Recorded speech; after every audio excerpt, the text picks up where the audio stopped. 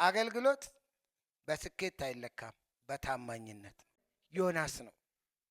ሁለተኛው ደግሞ ሕዝቅኤል ነው። ዮናስ ሲሰብክ በአገልግሎቱ እኔ ዝም ብዬ በአይነ ህሊና ስስለው ትቀለበጣለች እያለ እንዲህ እያለ ነው የሚሄደው ማለት ውስጡ ንዴት አለ፣ እልህ አለ። በትህትና አይመስለኝም ብሎ ትቀለበጣለች እያለ ነው የሚሄደው። ሰው ግን ከታላቁ ከንጉሱ እስከታች ወፍጮ ፈጫዋ እሪ ብለው ንስሐ ገቡ። ጥጃ እንኳን ወተት አልጠባችም። የ6 ወር ሕፃንም እንኳን ወተት ከልክለው ጾም ጸሎት ገቡ። በሙሉ በአገልግሎቱ ስኬታማ ነው አይደለም። በስብከቱ ብዙ ሰው እኮ ሕዝቅኤልስ አይሰሙህም እያለ ነው የላከው።